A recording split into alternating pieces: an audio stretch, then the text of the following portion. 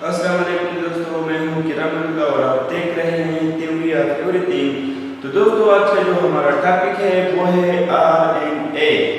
तो RNA nucleic acid का एक टाइप है। इससे पहले हमने डीएनए का जिक्र किया, डीएनए को डिस्कस किया था और अभी हम आरएनए को डिस्कस करेंगे। तो आरएनए, तो यहाँ पर आपसे हम क्या देंगे, क्या मतलब देंगे कि राइबो, एन से न्यूक्लिक और ए से एसिड। तो ये क्या है, राइबो न्यूक्लिक एसिड। और इसमें जो आरएनए जो पॉलीमर से मिलकर बना है, जिन पॉलीमर से मिलकर बना है वो कौन से पॉलीमर है, राइबो न्यूक्लियोटाइड से। तो दोस्तों, आरएनए को मैंने सिंपली डिफिनेशन करवाई कि आरएनए किन चीजों से मिलकर बना है। तो अब मैं इसका स्ट्रक्चर भी बताता हूँ कि आरएनए का स्ट्रक्चर किस तरह है। मैंने डीएनए का भी बताया था कि वो डबल हेलिकल स्ट्रक्चर है उसका। अभी आरएनए का जो स्ट्रक्चर है वो पढ़ते हैं कि आरएनए डबल हेलिकल है, सिंगल हेलिकल है या इसका कौन सा स्ट्रक्चर है। तो आरएनए इसमें क्या होता है, सिंगल स्ट्रैंड मॉलिक्यूल। आरएनए ये एक सिंगल स्ट्रैंड मॉलिक्यूल है। नंबर 2 जो पॉइंट है वो ये है कि folding back on itself to give double helical structure. तो यहां पर कहते हैं कि पहले पॉइंट पे कि आरएनए ये सिंगल स्ट्रैंड मॉलिक्यूल है, लेकिन ये अपने आप पर क्या फोल्ड हो जाता है और डबल हेलिकल स्ट्रक्चर बनाता है। वो कैसे? दोस्तों, हमने डीएनए का पढ़ा था कि डीएनए का स्ट्रक्चर कुछ इस तरह होता है। ये एक स्ट्रैंड हो गया, तो ये दूसरा, तो ये डबल हेलिकल स्ट्रक्चर इसने बनाया। ये मैं किसका ड्रा कर रहा हूं, डीएनए का स्ट्रक्चर है। लेकिन आरएनए का स्ट्रक्चर किस तरह होगा, इस तरह। ये सिंगल स्ट्रैंड है और फिर अपने आप पर फोल्ड होता है इस तरह और डबल हेलिकल स्ट्रक्चर बनाता है। फॉर एग्जांपल, आरएनए में डीएनए में डबल हेलिकल स्ट्रक्चर थे और आरएनए में इस तरह एक जो है ना एक स्ट्रैंड है।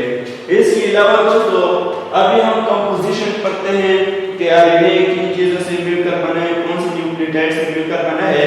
तो हमने डीएनए का भी जिक्र किया था कि डीएनए 4 न्यूक्लियोटाइड से मिलकर बने। कौन कौन से? Adenine, guanine, cytosine and thymine. यहाँ पर कंपोजिशन इसकी किससे हुई है, आरएनए की, एडेनिन, ग्वानिन, साइटोसिन। तो दोस्तों, आरएनए में यहाँ पर सिर्फ एक डिफरेंस है। यहाँ पर डीएनए में थायमिन होता था और अभी आरएनए में क्या है, यूरासिल है। लेकिन ये सिंगल फॉर्म में नहीं होते। मैंने बताया था कि ये इस तरह होते हैं कि adenosine monophosphate, guanosine monophosphate, cytosine monophosphate and uridine monophosphate. अभी दोस्तों, हमने डीएनए में भी जिक्र किया था, डीएनए और आरएनए का स्ट्रक्चर जो है ना बहुत ज्यादा डिफरेंस नहीं है। सिर्फ ये सिंगल हेलिकल स्ट्रक्चर है, वो डबल हेलिकल स्ट्रक्चर था। उसमें क्या था कि थायमिन था और यहाँ पर क्या है, यूरासिल है।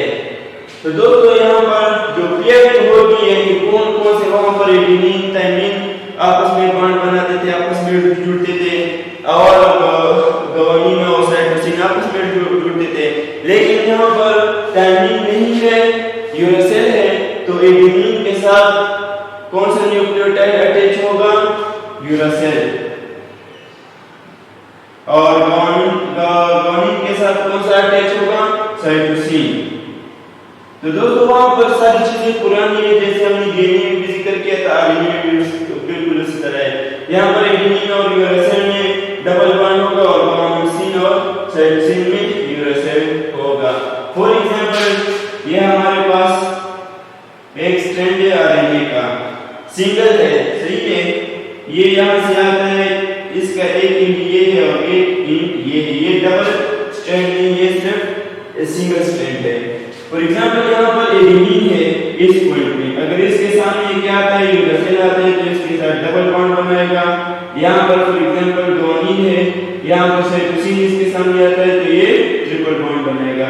तो ये कुछ इस तरह से होता है दोस्तों। इसके अलावा अभी हम सिंथेसिस के बारे में पढ़ेंगे कि आरएनए किस तरह प्रोड्यूस होता है, कौन इसको बनाता है।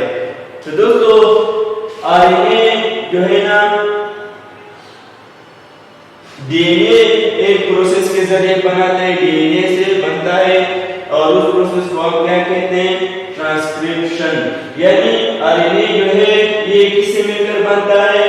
कौन इसे बनाता है? डीएनए आरएनए को बनाता है। कौन से प्रोसेस के जरिए?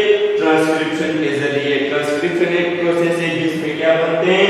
डीएनए से आरएनए बनते हैं या डीएनए आरएनए बनाता है। तो इसका जो प्रॉपर डेफिनेशन है वो मैंने यहाँ पर लिख दिया है, अभी इसको स्टडी करते हैं। कि RNA is synthesized from DNA, कि आरएनए बनता है किससे? डीएनए से बाय अ प्रोसेस, एक प्रोसेस से जिसको हम ट्रांसक्रिप्शन कहते हैं। तो दोस्तों मैंने आपको पहले भी बताया कि जो डीएनए है वो सेल की जो सारी एक्टिविटी है वो क्या करता है? कंट्रोल करता है। किससे कंट्रोल करता है? ये आरएनए बनाता है और साथ साथ प्रोटीन भी बनाता है।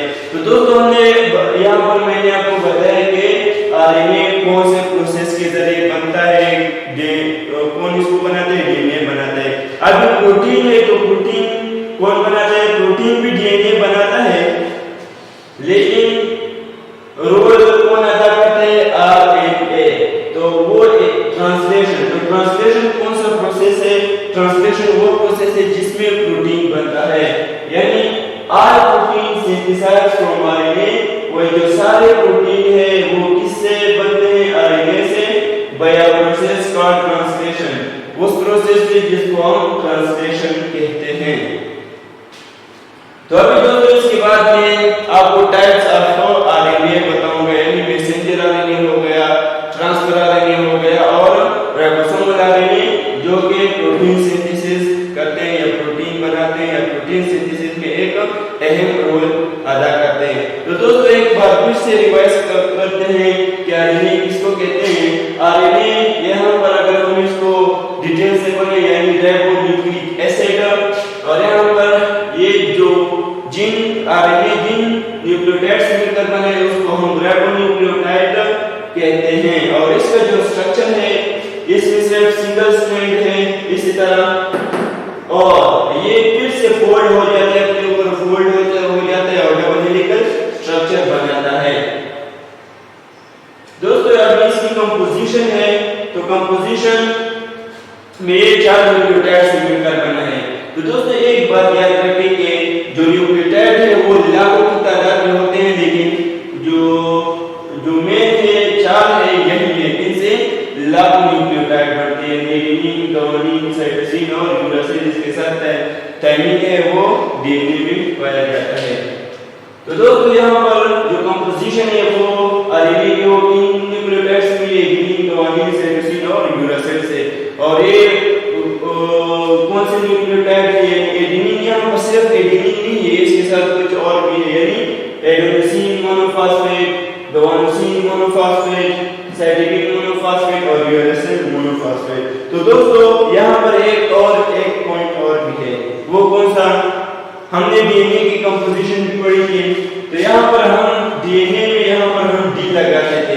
डी क्यों लगाते थे? क्योंकि वहाँ पर एक ऑक्सीजन कम था, तो इसलिए हम क्या करते थे कि डीऑक्सी एडेनोसिन मोनोफॉस्फेट। लेकिन राइबोन्यूक्लिक एसिड में हम यहाँ पर डी नहीं लगाएंगे, क्योंकि इसमें जो है ना 5 जो ऑक्सीजन पूरे थे और डीएनए में पूरे नहीं थे, एक ऑक्सीजन कम था।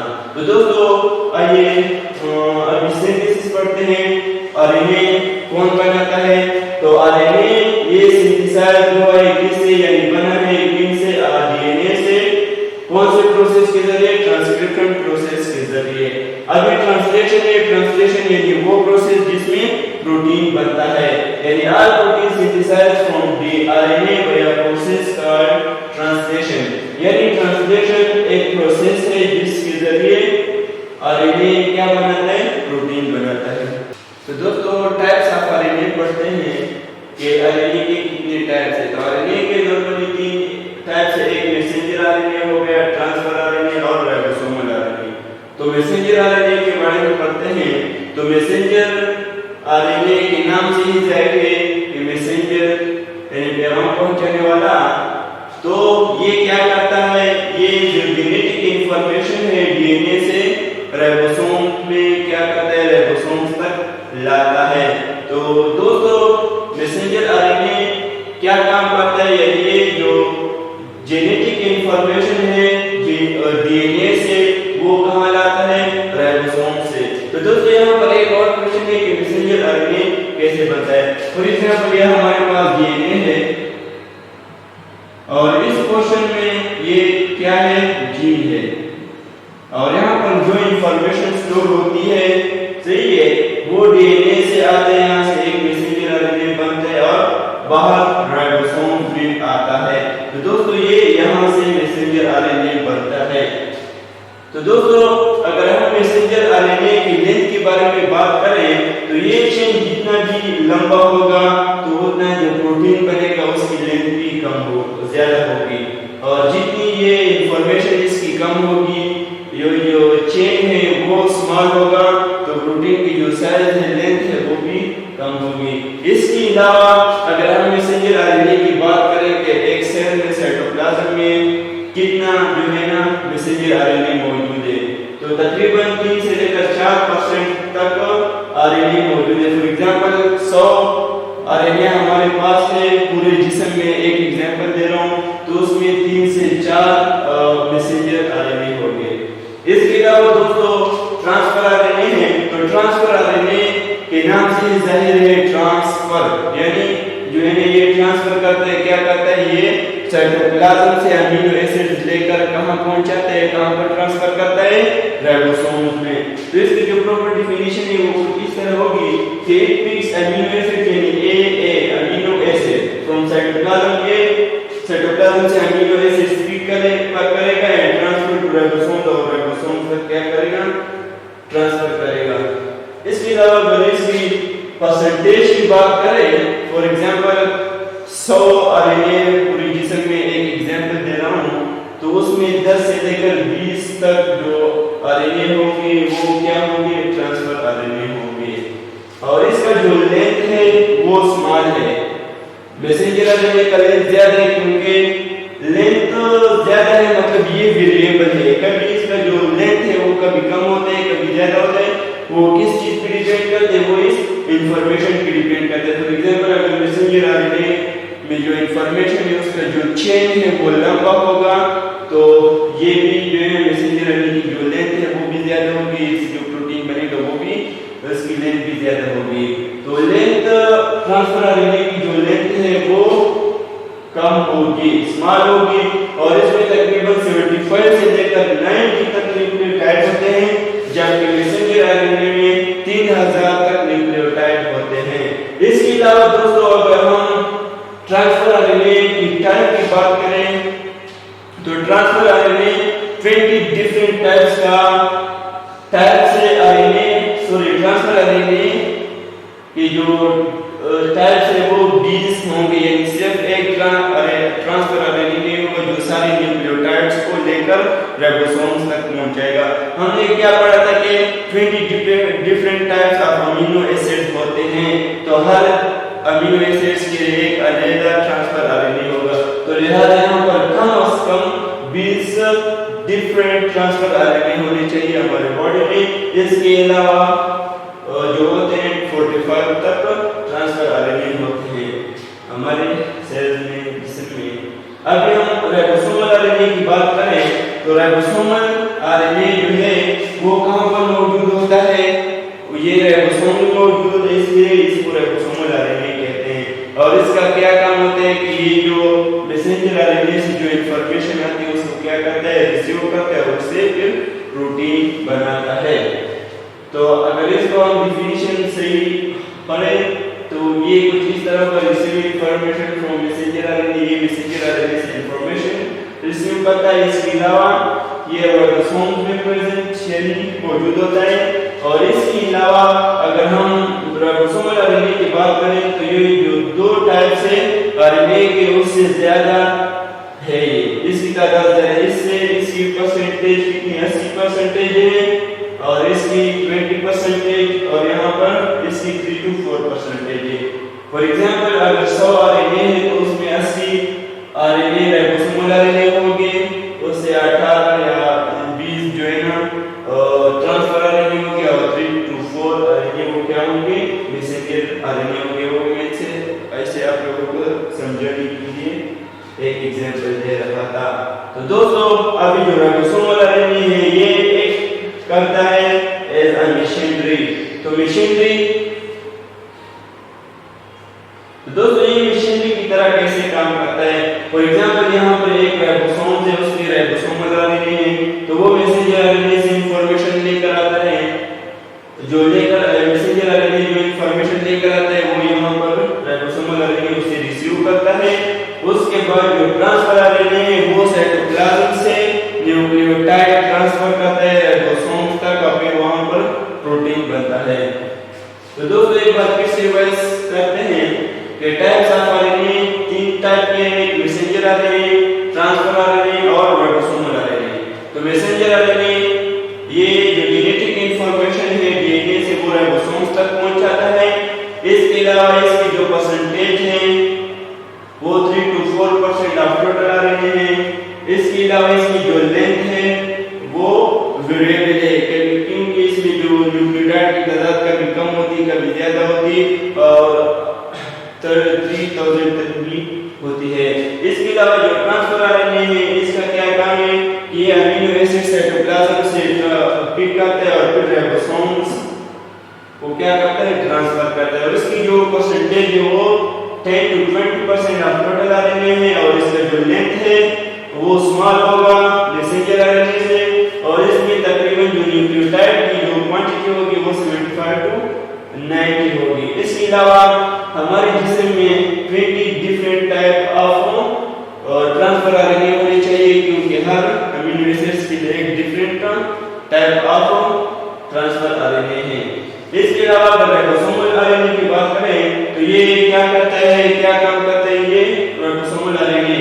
तो राइबोसोमल आरएनए ये इंफॉर्मेशन पिक करता है या रिसीव करता है मैसेंजर आरएनए से और ये फिर उसके काम शुरू कर देता है। ट्रांसफर आरएनए न्यूक्लियोटाइड राइबोसोम तक पहुंचा देते हैं और वहां से इंफॉर्मेशन दी आ जाती है तो फिर प्रोटीन बनना शुरू हो जाता है राइबोसोम में। और यहाँ पर इसकी जो परसेंटेज है वो ट्रांसफर आरएनए और मैसेंजर आरएनए से ज्यादा है, कितनी है 80% है। तो दोस्तों आज के लिए इतना ही। अगर आपको हमारी ये वीडियो अच्छी लगी हो तो प्लीज हमारी वीडियो को लाइक करें, शेयर करें और ऐसे ही मज़ीद इंटरेस्टिंग टॉपिक के लिए हमारे चैनल को सब्सक्राइब करना ना भूलिएगा।